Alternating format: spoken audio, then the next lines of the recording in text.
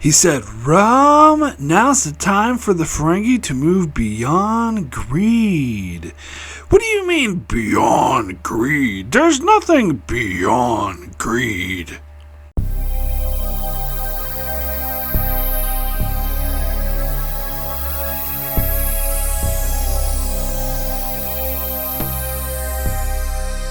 Hello and welcome to Enchantment of Eternity's review for Profit Motive, which is episode 16 of season 3 of Star Trek Deep Space Nine. This video is part of a series of videos where I review episodes of Star Trek Deep Space Nine, one episode at a time. In this video, I cover the third season episode, Profit Motive. So Profit Motive is the episode in which Grand Nagus Zek comes to visit the station and he kicks Quark out of his quarters.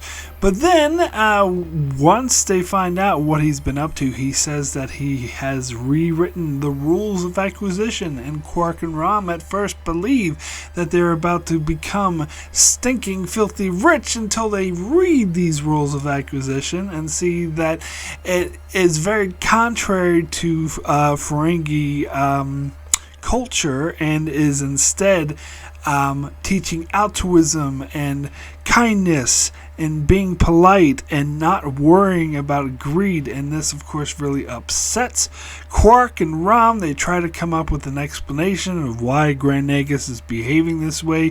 He's also donating tons of money to charity, and in fact he sets up a whole organization to donate to charity, and he buys everyone drinks at Quark just to be nice.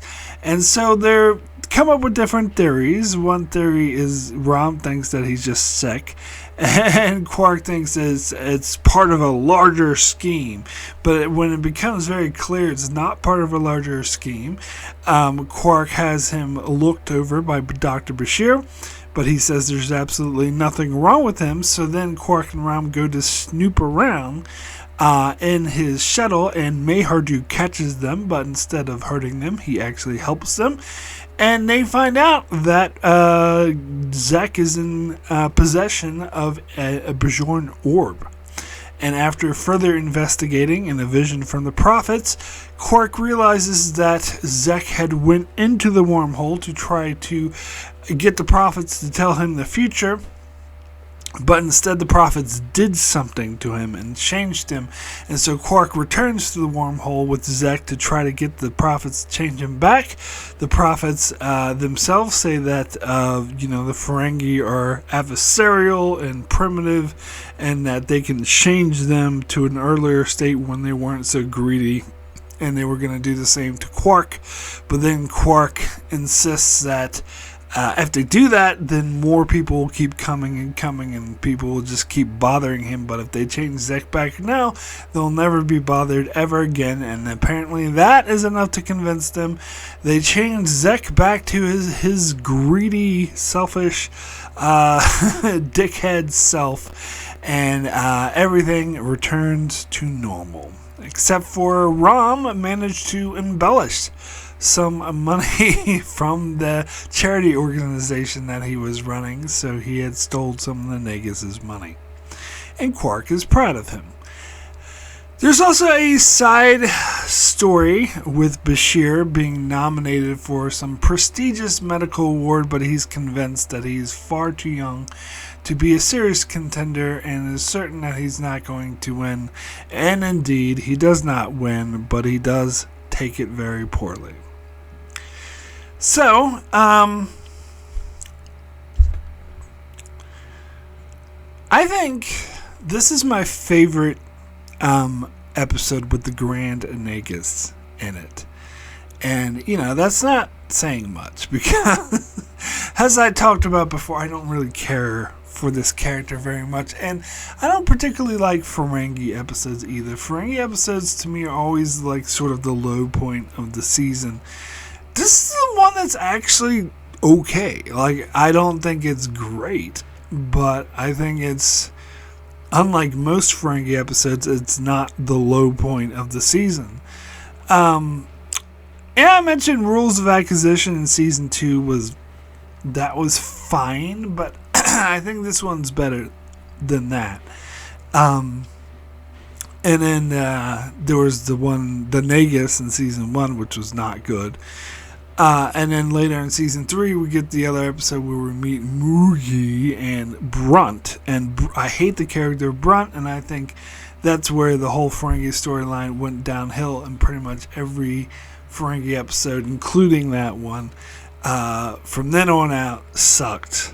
Except for the Magnificent Ferengi, which is easily the best Ferengi episode. It's the only Ferengi episode that's actually really good. It's hilarious. But that's the exception. And the Grand Nagus wasn't in that episode.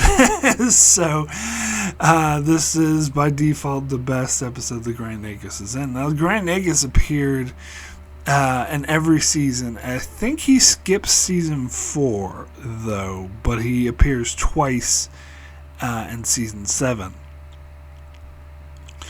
But, yeah, anyway. So I think this episode's okay. It's a little bit amusing. I think it's funnier to have the Nagus go around acting all nice to everyone and being like, because it will make them happy. Like, it was just funny to see that, and that scene I quoted at the start with Quark saying beyond greed. Like, I thought that was hilarious.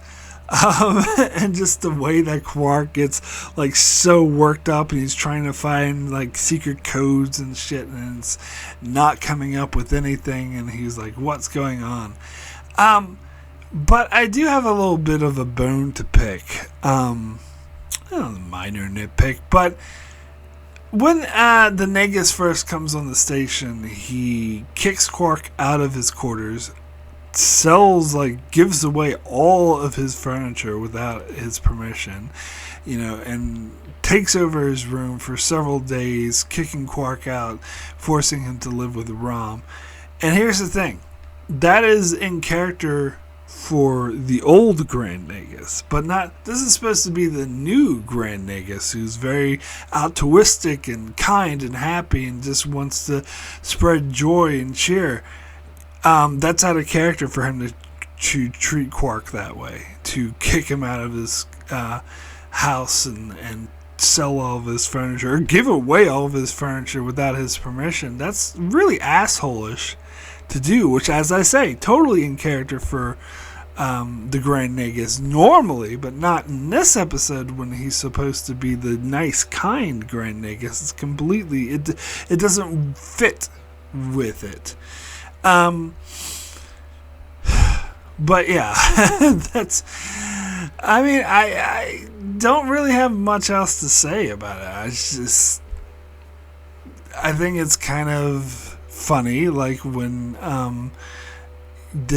that woman that Quark was doing business with at the start of the episode, Grand Nagus Zach apparently just told her, oh yeah, Quark's ripping you off. I can tell you where you can get the same thing for wholesale.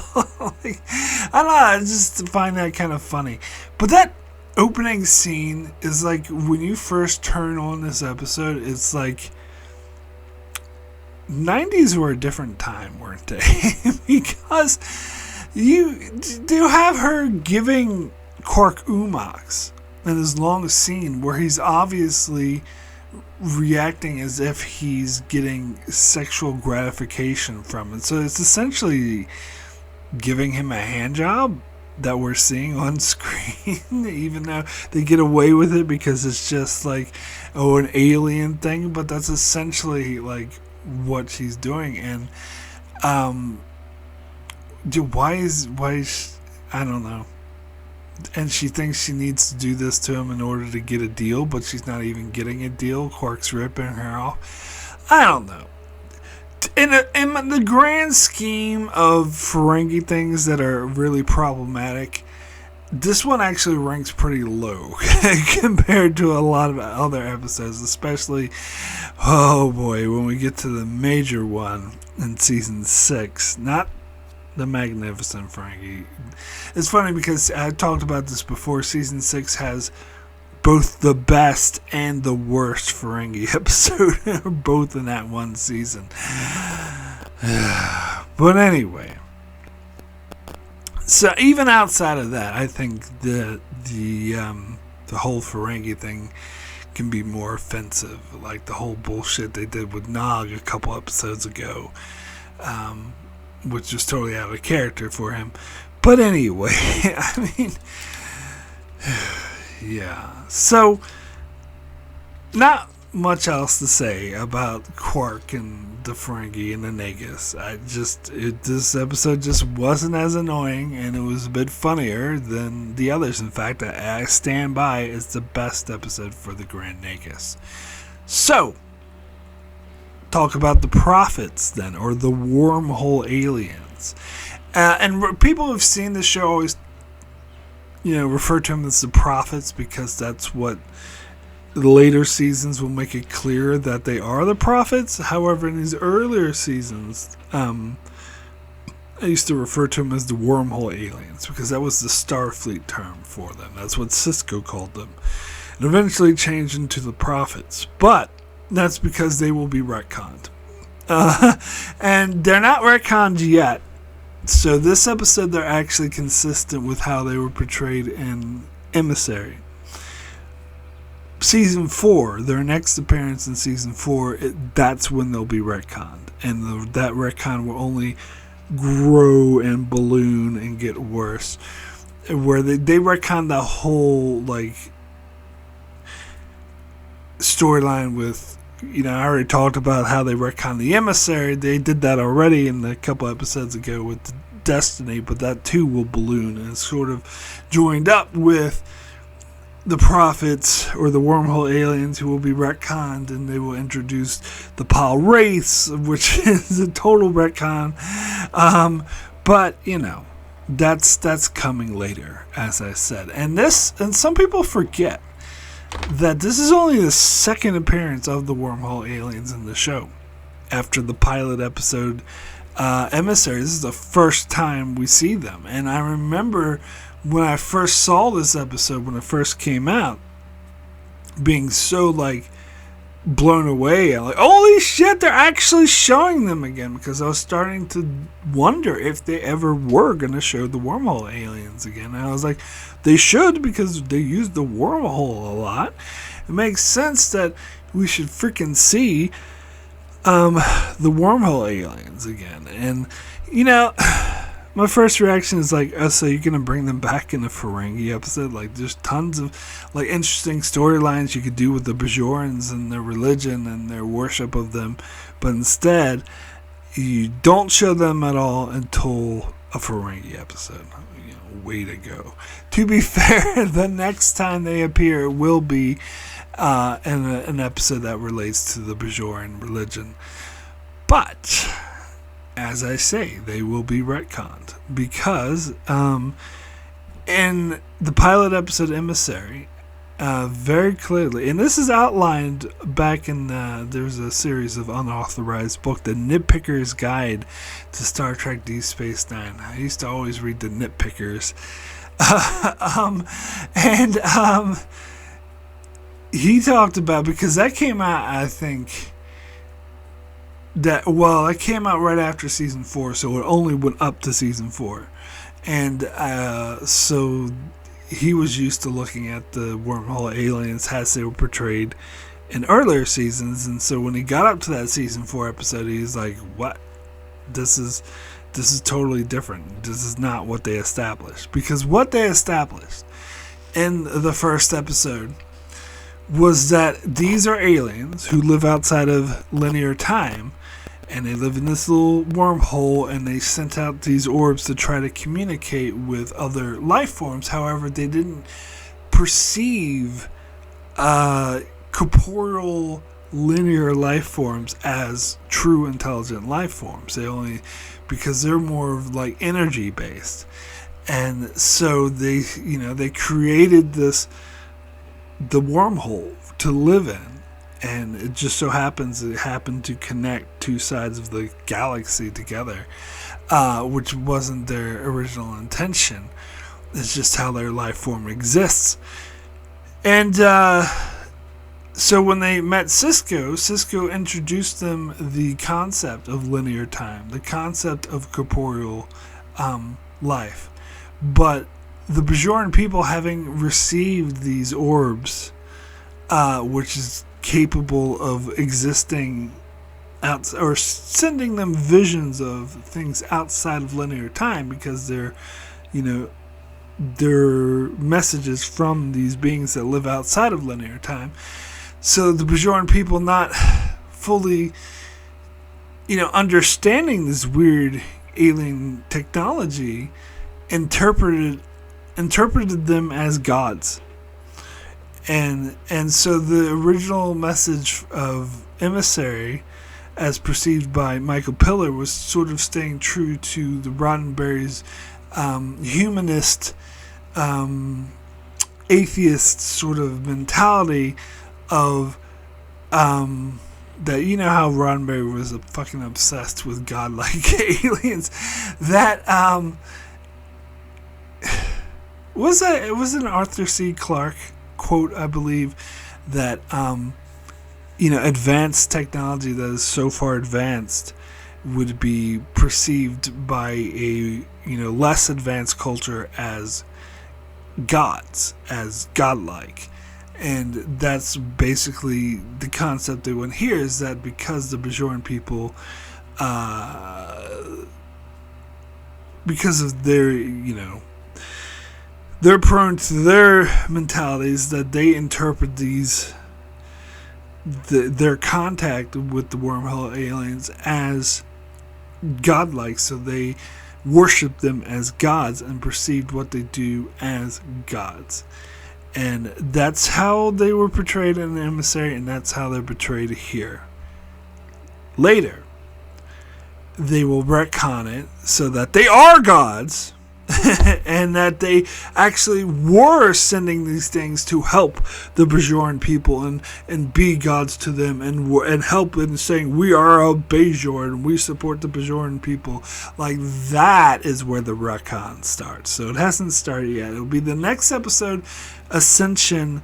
They say the line, we are of Bajor. Like, what? And then they go beyond that to be like, to actually refer to themselves as prophets, and then they're fighting against the evil race or cast down to Bajor. So they treat it like it's, like the equivalent of a biblical heaven or whatever. And they take a lot of influence from the Bible, and they essentially turn Cisco into Jesus.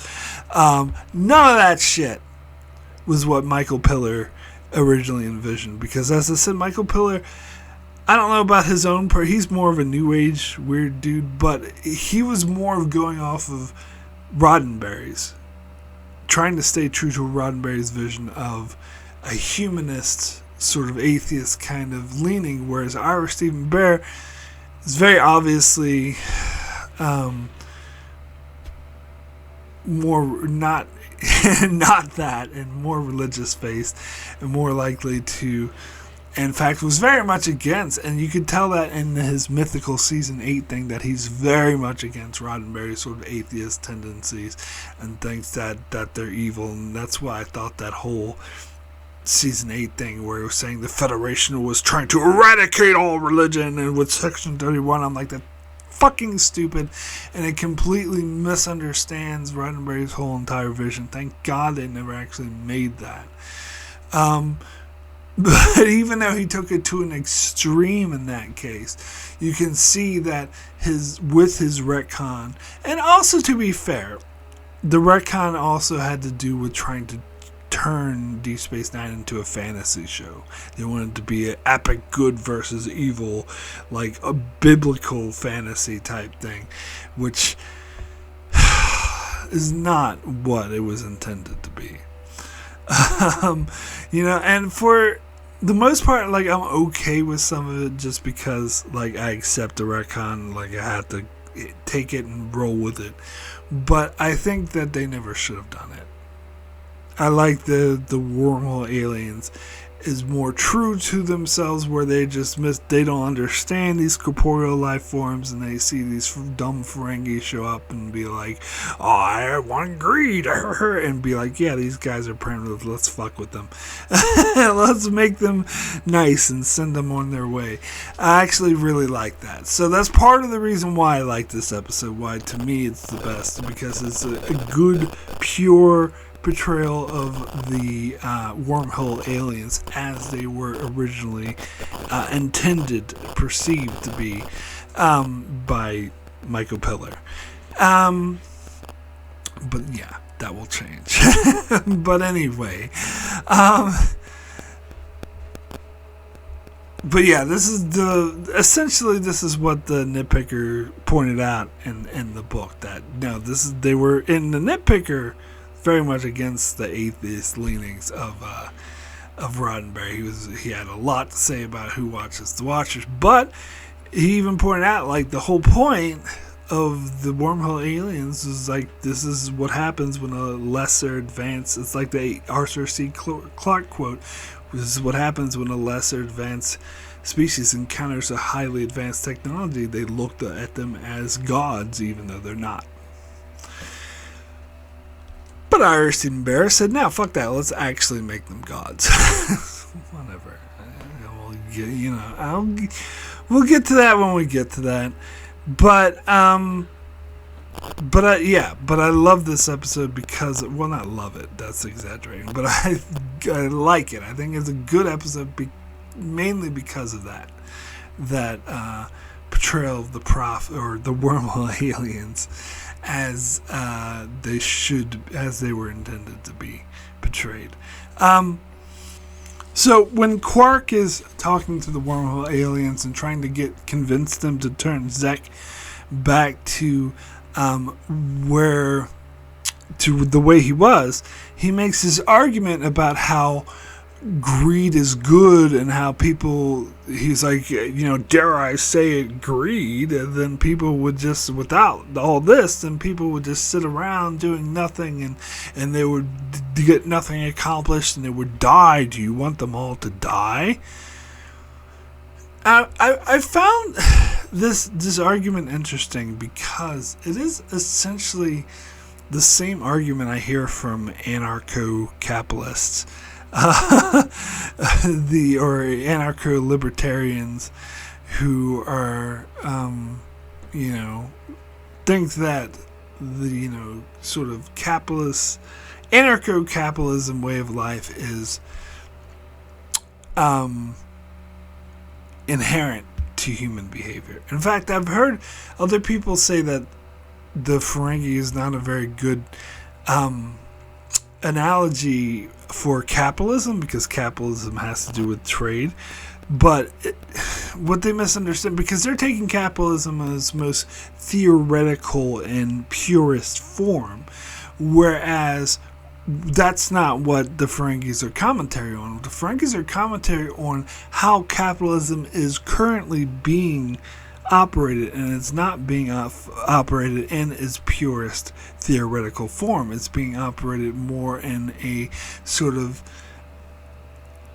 the anarcho-libertarian sort of way, or at least that's where they're pushing for it, especially now, where the rich get richer and the billionaires sort of rig the whole system to benefit them. That is not how capitalism is meant to function. In fact, this is what a lot of the original pioneers or philosophers of capitalism would be very much against how it is currently being operated now.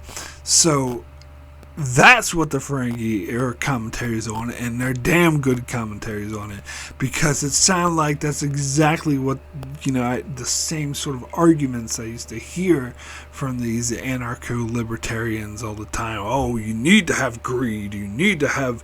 And I heard this same argument actually from my father, who's not an anarcho-capitalist. He's what I would call a moderate leftist, a liberal, some people would say. And but he really believes in capitalism. He would often say, like, oh, greed is good. Greed is necessary for functional society. And absolutely, positively, it's not. Like, but I'm coming at it from more perspective of an anarcho-socialist.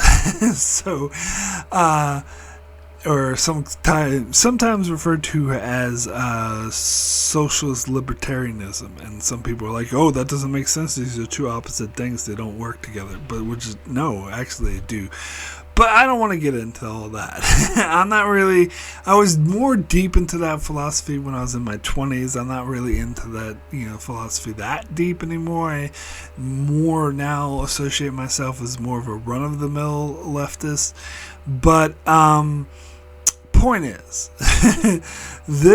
and Star Trek in general, like the whole moneyless society and the whole future of Star Trek is a good example of anarcho-socialism or socialist libertarianism. So I don't need to describe what philosophy that is, because Star Trek pretty much embodies that, or at least Roddenberry's vision of it. And so to hear Quark making this argument of, oh yeah, if you don't have greed, then people will just sit around and do nothing. And the Wormhole Aliens' response to that is to simply be like, your argument is specious. Which is such a great, So here's the thing. I don't think that this episode is trying to, when Quark makes that argument, I don't think the episode is trying to say, oh, Quark is right. I think they're trying to say Quark is wrong. And that the prophets, the Wormhole Aliens, are actually the ones who are right. Because they're the more evolved, more advanced species. And they could see that Quark is making a stupid argument and just tells him to his face, like, yeah, no, that argument doesn't make any sense. That's a dumb argument, so let's just change you back to an altruistic guy as well. He's like, wait, if you do that, I'll just keep annoying you. And they're like, okay, no, we don't want to be annoyed by these idiots anymore, so let's change them back. But that seems to be the whole function of the Ferengi, and this is why I'm saying they're like a one-beat joke. It's just repeating the same joke over and over and over and over and over again, which is the joke that, oh, look at how greedy they are. Isn't it so stupid that they're so greedy? But I think, again, the way this episode handles it is different, though.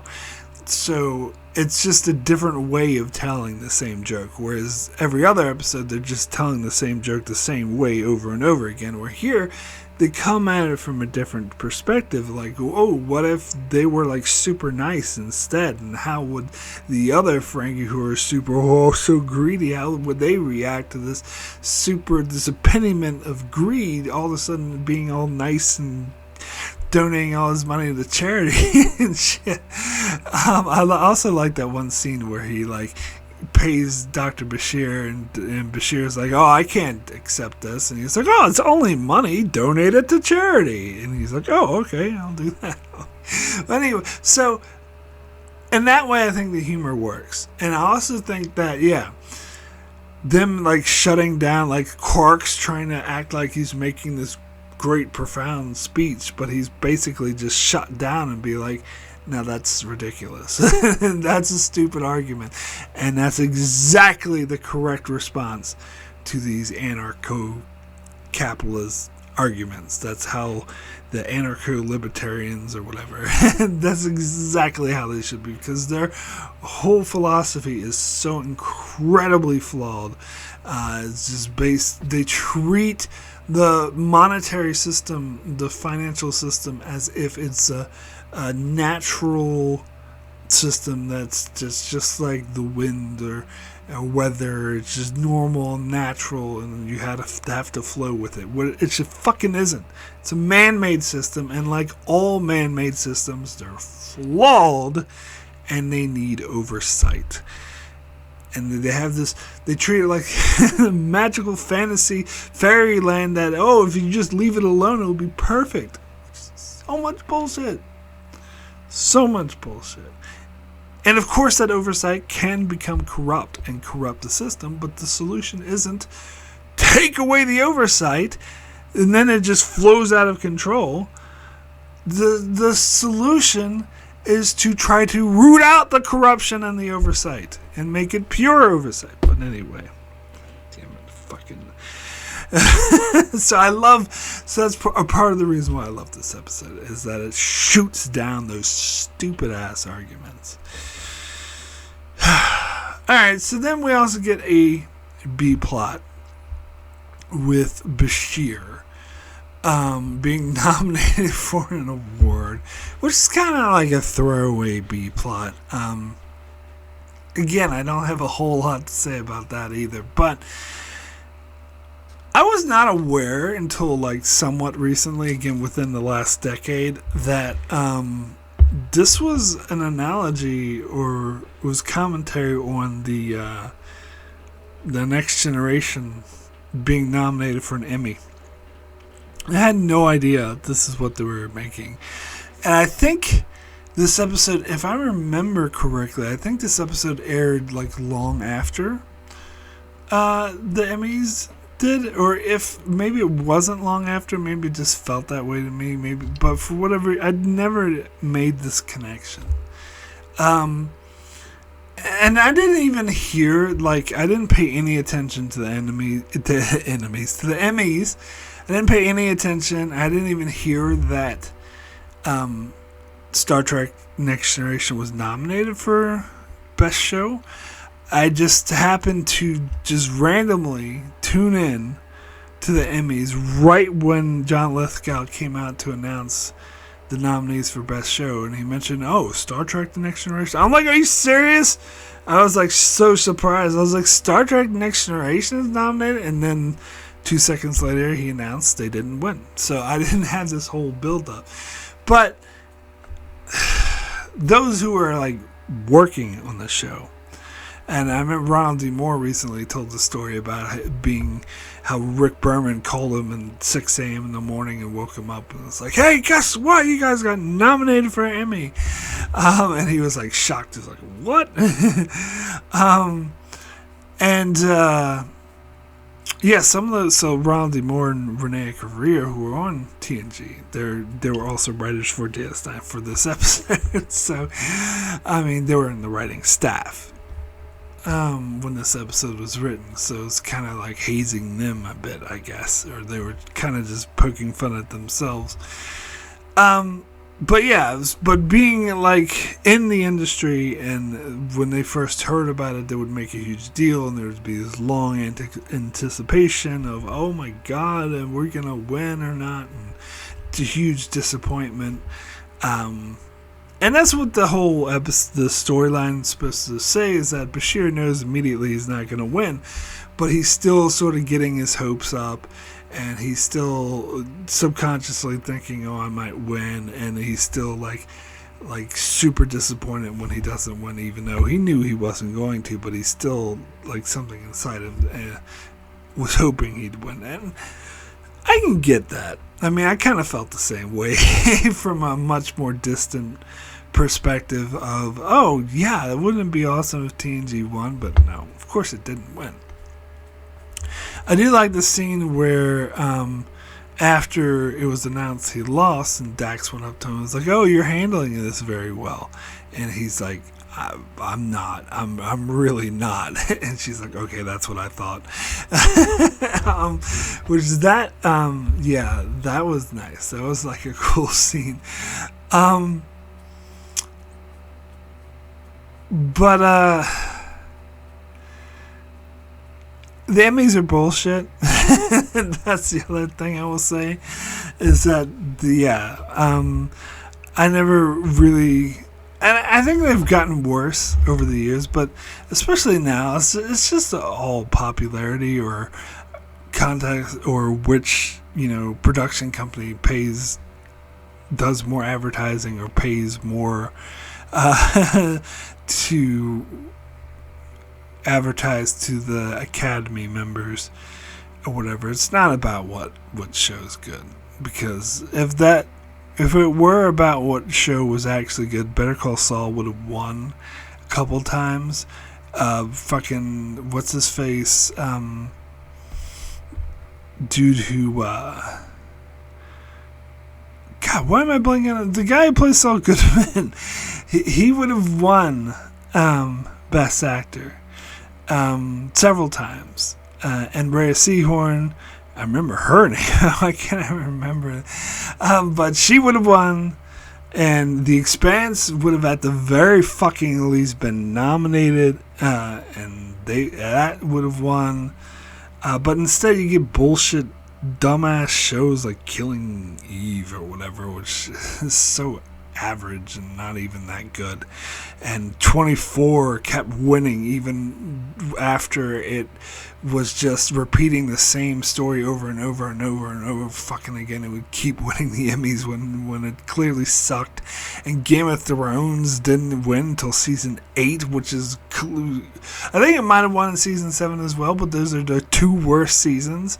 And it didn't win earlier when it should have. And every once in a while the Emmys will get it right by having like Breaking Bad when that won, but still, it's just like, it is not about what's good. It's about what's popular, or which studio spends more money on advertising. So the Emmys are complete bullshit anyway. So I don't think they should even care about it. Yeah, so apparently they were convinced that NYPD Blue would win, but it actually ended up being Picket Fences. And so the storyline reflected that, because everyone's talking about how it was either going to be Dr. Wade or Petrel. Oh, it's going to be Wade or Petrel, but it ended up being some other random person. It wasn't the one they thought would win, but it was an upset, but it wasn't Bashir who upset, and so they could try to compare it that way. And I don't know. It seems like I never, thought much of this storyline. I never hated it. I never thought it was dumb. To me, it was just one of those throwaway character B plots, which is kind of character story for Bashir. I actually think a little bit less of it, hearing that it was like making fun of the TNG thing and TNG being nominated, because they really shouldn't care. But I guess it does, because the Emmys are bullshit. But I understand them working in the industry and actually taking it seriously and being upset when they don't get it. So maybe it is kind of interesting that they sort of were, emulating their experience with it, but still. Yeah, I don't know. I don't think it's incredibly worthwhile. So I would now like to thank all those that support me on Patreon. It's very much appreciated. It does help me continue with the channel. I want to give a big special thanks to Jordan Johnson, Antarius, and Brandon Neal Howes. Thank you so very, very much for your strong support. I'd also like to give a shout out to Tyler Cease, Benjamin Mead, Greg Marley, Francisco, Chuck Hooks, Kyrie091, Anthony D. Benedictus, Ricky, Matty Jester, Joel Valls, Alessandro Miguelasio, Norman Buchwald, Stephen Kennedy, Brenton Berg, and Allison Fordyce. Thank you all so very, very much for your support. So we have a few Patreon comments for this episode. First comment is from Antarius, who says, "The Nagus is supposed to be the big leader of the Ferengi, but he has to use a tiny shuttle, and now he doesn't even get a guest quarter on board of DS9. The whole story was not actively bad or annoying, but it wasn't funny, interesting, or entertaining either. Since the prophets rarely interact with the outside world, it feels wrong that they invest themselves in Ferengi affairs this much. It was a strange choice to bring the prophets back in this context after we haven't seen them since Emissary, as far as I remember. My rating is a 4 out of 10. You remember correctly. This is the first time they appeared since Emissary. I wouldn't say that they, really invested themselves in the Ferengi affairs. They just all they did is the Ferengi came up to him and was like, show me the future so I can be greedy. And they're like, let's change this dude so he's actually nice. And that's it. They weren't going, they didn't intend to insert themselves. They didn't intend to completely change Ferengi culture. They were just like, yeah, this guy's annoying. Let's just fuck with him. That's basically it. I kind of buy that would be their outcome because they don't really care much about corporeal matters, or at least they don't yet until they're retconned. But anyway, so yes, you make a very good point about the Ferengi, the big leader of this Ferengi alliance, this vast alliance, traveling around in a dinky little shuttle and not even having his own quarters. And yeah, that whole storyline with him kicking Quark out of his quarters just didn't make any sense. It was just dumb. And when he did kick Quark out of the quarters, why didn't Quark just get his own guest quarters? I'm sure he would have went to Cisco and be like, look, Grand Nagus took over my quarters. Can I just have a guest quarters? Not even Cisco, just some random whoever's assigned to assigning quarters. And they'd be like, sure, fine, whatever. Or why didn't the Nagus need to take over Quark's quarters in the first place? Why didn't he should have these luxurious, guest quarters intended for leaders of an entire freaking alliance. And here's the other thing. The thing about the tiny little shuttlecraft, I made a short about this. I think it was in the episode, it was in season 2, the Rules of Acquisition episode. And I got so many responses of people telling me that, of course he's going to do this. The Nagus is frugal. What evidence do you have that the Nagus is frugal? The Nagus is grandiose. He likes to show off his wealth as any leader of a vast empire. And not just a leader of an empire, a leader of an empire whose whole culture is geared towards acquiring the most profit as possible. He is going to flaunt that profit as much as possible. That's why he has that staff that's so, over the top and glorious, and that's why he shows around his wealth. He's known as the epitome of wealth. He's going to have bling. He's going to throw his money around. He's going to have all these shiny things. He's not frugal. Where the fuck are you getting this from? Are you just making this up to try to make an excuse for the fact that he has a tiny shuttle? He's not frugal. He just isn't. So, yes, it makes no sense that he has a tiny shuttle. He should have a grand, huge ship. Even if he was frugal, he's the leader of a fucking alliance. He should have, bodyguards. He should have, a secret service. He should have, tons of people. A military, depends on... This is their leader. Why would they let him fly around in a tiny shuttle, even if he was frugal? It doesn't make any fucking sense. None whatsoever. Anyway, next comment. I'm sorry, but it seems to me people just love to just come up with this BS excuse to go out of their way to try to make excuses for what is clearly flaws in the show. Anyway, I'm sorry. Next comment is from Norman Buckwald, who says, obviously, at this point, the showrunners haven't figured out what to do with the profits yet, so we get a Ferengi episode to explore them further. In hindsight, if DS9 was ever truly rebooted, not revived, but rebooted, or done in the Kelvin timeline, etc., I suspect this episode would have never been made. Why? The idea that the prophets would influence Ferengi culture is puzzling. I mean, a year later, they would send the Bajoran from the past to make Bajorans go back to the Dajaras, knowing Cisco would hopefully intervene. And here, they're doing this with the Grand Nagus. Why? Add to that, while it seemed Grand Nagus' new rules would make Frank and I revolt in shock, isn't that what he eventually starts? And Rom continues the end of the show. At least equality of the sexes, but were other issues. So this episode is an oddity and doesn't quite fit Deep Space Nine lore. The Doctor's Awards B story was meh.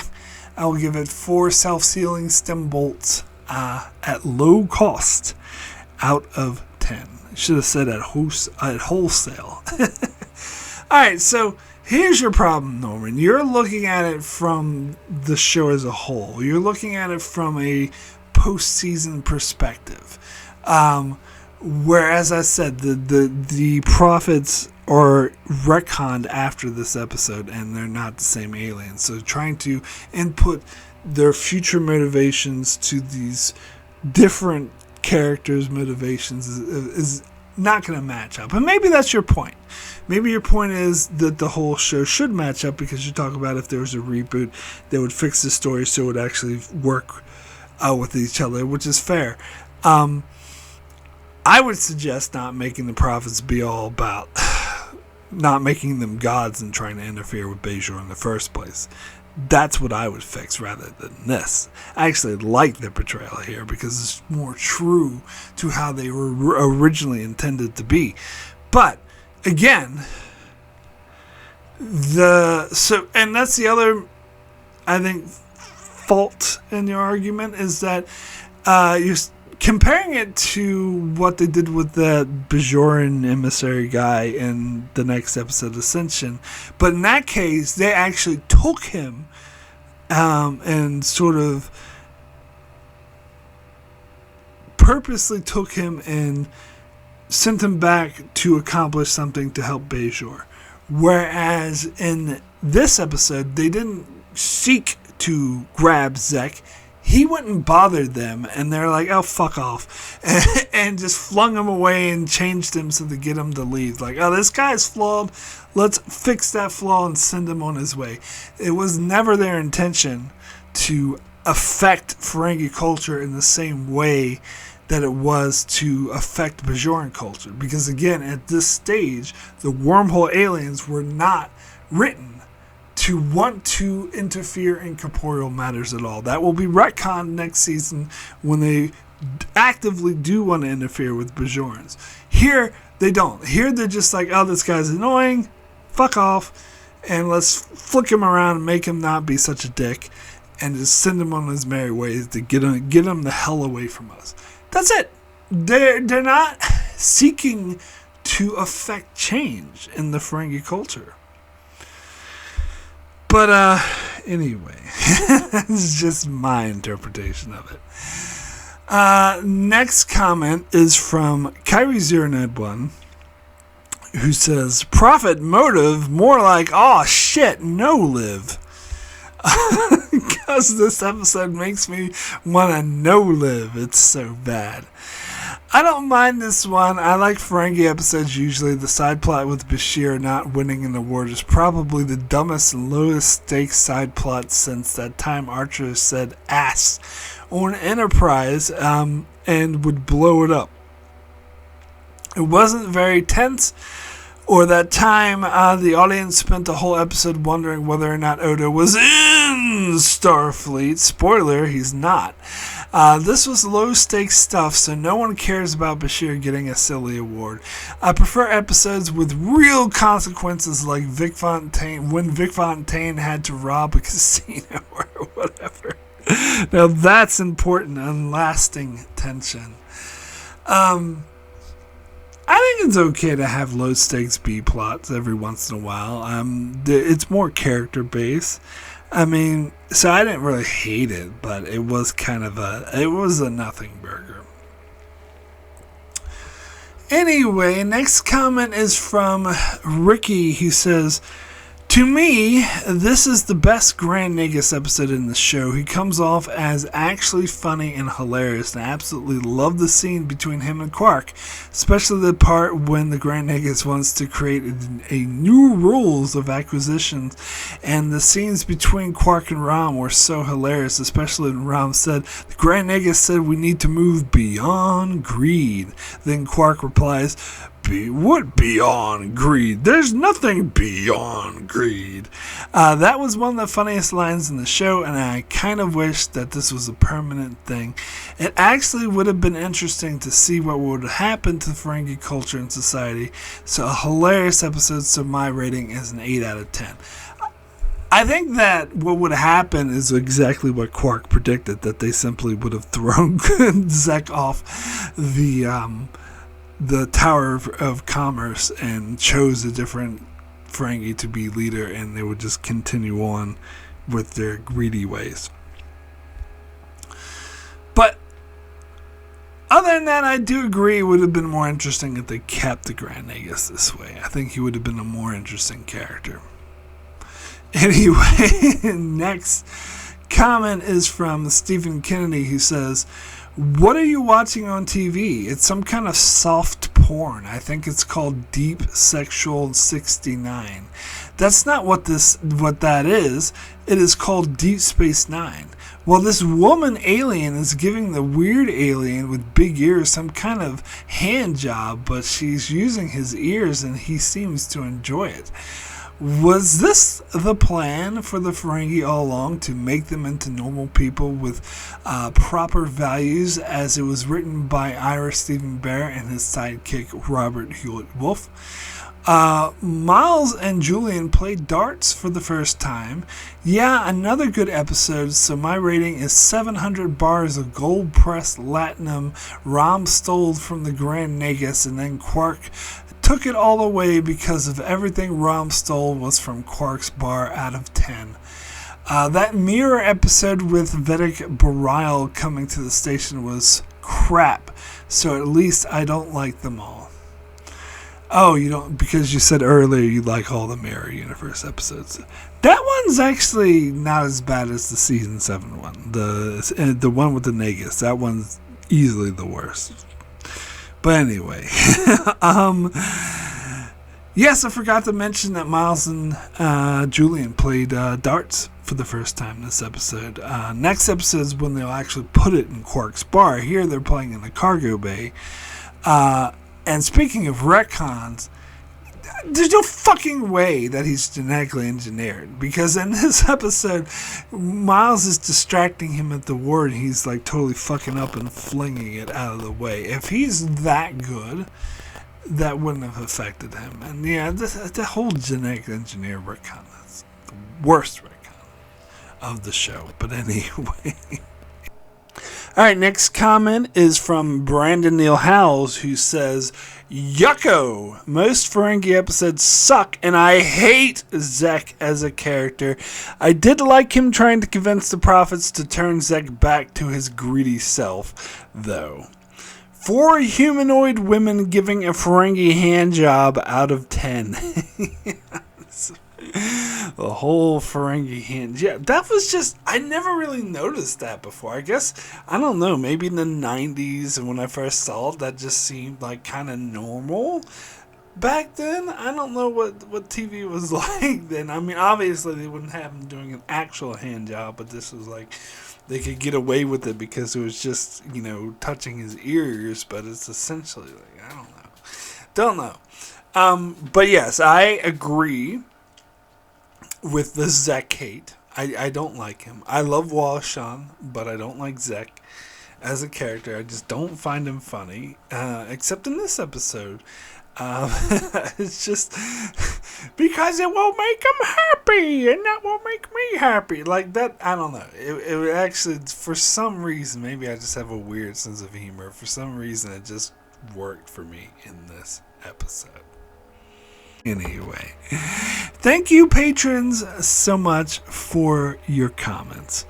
So, my rating for Profit Motive out of 10 is going to be a 7. Very good. Not quite an 8, as Ricky gave it, but certainly not as low as some other people were giving it. Yeah, I think this is the best episode that featured the Grand Nagus, but that's not saying a whole hell of a lot because I don't really care for this character. But yeah, it was entertaining. It was funny. Certainly better than, most other. It was better than the Nagus. Was better than Rules of Acquisition. Certainly better than the crap they do with Brunt coming up. Fuck, I hate Brunt. God, I'm not looking forward to that. But, I like the use of the Wormhole Aliens. Notice how I keep calling them that and not the Prophets. So the Prophets are, after they retcon it, I'll refer to the Prophets. This point in stage of the Wormhole Aliens. But anyway, I like that that's true to their characters. And, it's not that I hate the retcon. It's like, it seems kind of cheap to me that, let's just make them gods and let's make this fantasy good versus evil. Rather, that's very un-Star Trek-like. I'm a Star Trek fan. I like Roddenberry's vision, and I like the message of these are just complex aliens that more or less advanced culture misinterpreted as gods. I wish they would have stuck with that. And so it's good to see that here. It's good to see them totally shoot down Quark's dumbass, stupid argument and just like, oh yeah, this guy's an idiot. Let's just change him again. I love that.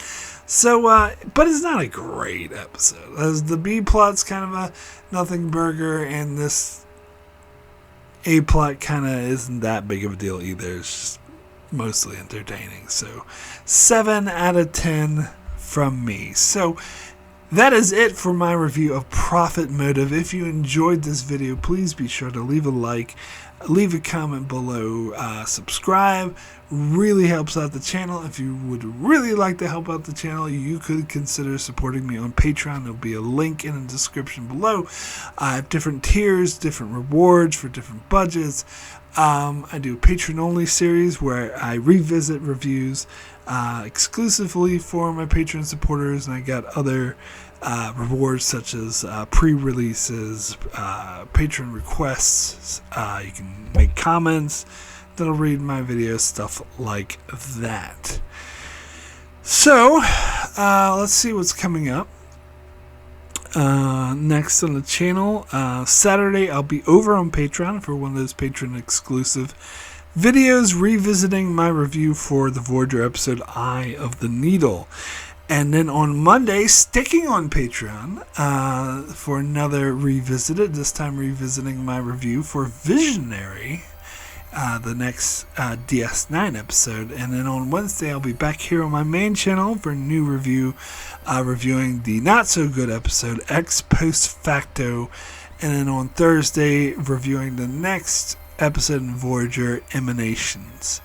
So that's what's coming up on my channel. Be sure to check it out as I continue to cover Star Trek Deep Space Nine and Star Trek Voyager and many other Star Trek videos and many other videos and other shows as well. So be sure to subscribe so you can keep up with all of that. And thanks a lot for watching.